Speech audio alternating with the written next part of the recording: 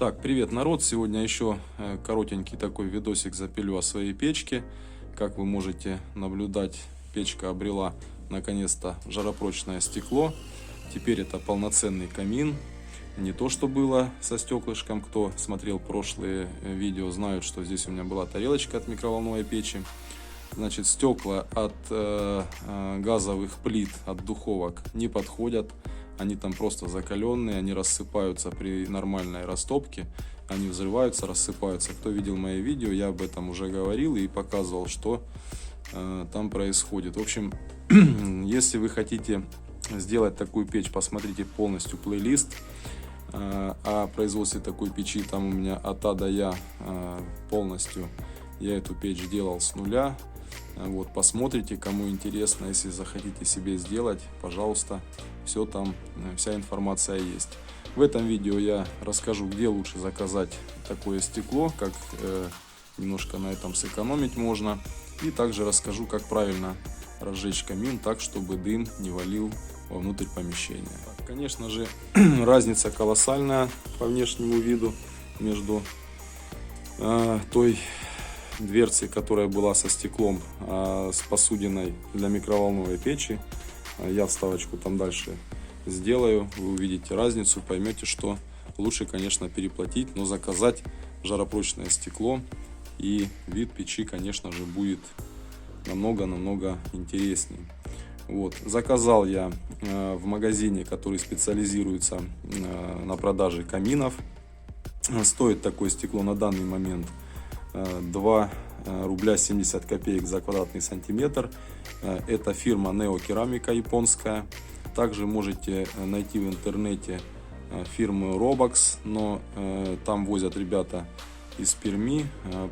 Цена такая же за квадратный сантиметр, но придется еще переплатить за услуги транспортной компании. В общем, если у вас в городе есть какие-то магазины, специализирующиеся на продажи каминов и всякой утвари для них, поинтересуйтесь, возможно, найдете там стекло и немножко на этом сэкономите.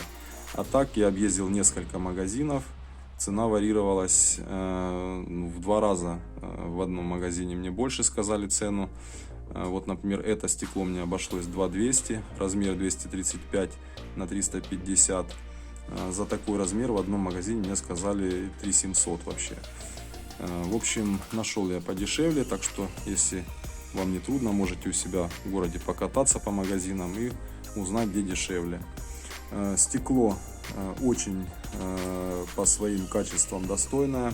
Есть видео о именно этой фирме, о Neo Керамике, где ребята вообще берут прям кусок этого стекла, кладут в топку, раскаляют его прям до красна и опускают потом в ведро с холодной водой, и оно шипит, как будто лист металла вы окунули, и ничего с ним не происходит. Поэтому я думаю, этой фирме можно доверять. Robox в принципе такого же качества, насколько я понял, исходя из той информации, которая есть в интернете.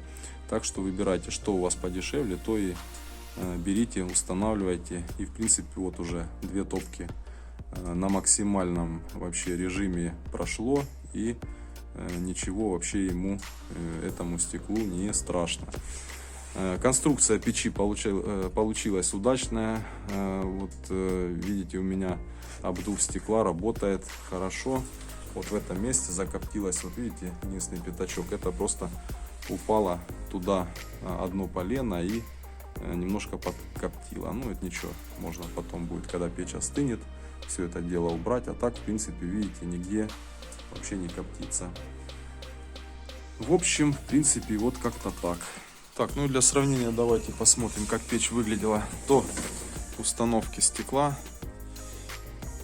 С таким вот стеклышком простояла эта печь 1 сезон. Прошлую зиму всю я протопил с такой дверцей. Вот в одном месте появилась только трещина. Вот видите, да? Сейчас сфокусируем. Вот, а в остальном стеклышко целое. Поэтому, если вам жалко 2000 потратить на стекло примерно такого размера, вот 230 на 350 размеры данного стекла, которое требуется на такую дверцу, как у меня, то в принципе можете как альтернативу использовать тарелочку для микроволновой печи. конечно, совсем не то, да? Так, друзья, и поделюсь информацией, которую сам недавно узнал, как правильно поджечь камин, чтобы дым не шел вовнутрь помещения. Значит, укладываем сначала внизу крупные дрова, потом поменьше, и вверху щепки, которые будем разжигать. Значит, при таком способе камин дольше горит, ну, естественно, дольше нагревается, кстати. Вот единственный минус только. И в помещении вовнутрь дым не идет, потому что щепки горят, и дым этот горячий, он сразу уходит в дымоход. Если подпаливаете вы снизу, то дым идет, охлаждается, уже холодный, охлаждается, а холодные дрова крупные, и он просто оседает вниз и валит сюда в помещение. Я уже пробовал, в принципе, способ рабочий. Сейчас вы в этом убедитесь. Газ замерз.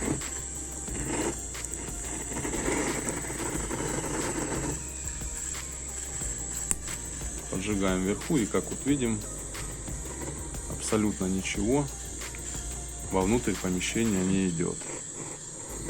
Раньше, когда я поджигал его снизу, я старался быстрее закрыть дверцу, потому что очень много дыма шло вовнутрь. А сейчас вот видите, все идет туда. Так что пользуйтесь на здоровье, как говорится. Таким образом, одной закладки дров хватает на дольше, но единственный минус, я же говорю, это то, что немножко дольше прогреваться будет. Когда вы поджигаете снизу, то сразу огромный объем дров начинает гореть, и температура от печи, естественно, будет выше. При такой закладке пламя будет постепенно охватывать все ниже и ниже. Вот эти вот толстые поленья вообще потом уже в конце, в самом, будут гореть. Ну а так, в принципе, спешить нам некуда. Так что пользуйтесь таким способом. Кто заинтересовался производством такой печи, друзья, посмотрите полностью плейлист. У меня есть несколько видео, наверное, штук 6 о производстве такой печи. Все там от А до Я. Как сделать дверцу, как сделать саму топку, как ее утеплить. Там, ну, вообще все полностью у меня там есть, друзья. Посмотрите. Кому понравится, не поскупитесь. Продвиньте, пожалуйста, это видео. Возможно, благодаря вашим действиям кто-то еще увидит такую печь, заинтересуется и сделает себе такой прекрасный камин в гараж или на дачу, там куда-нибудь. Ну, очень, друзья, красиво, согласитесь. В общем, всем здоровья.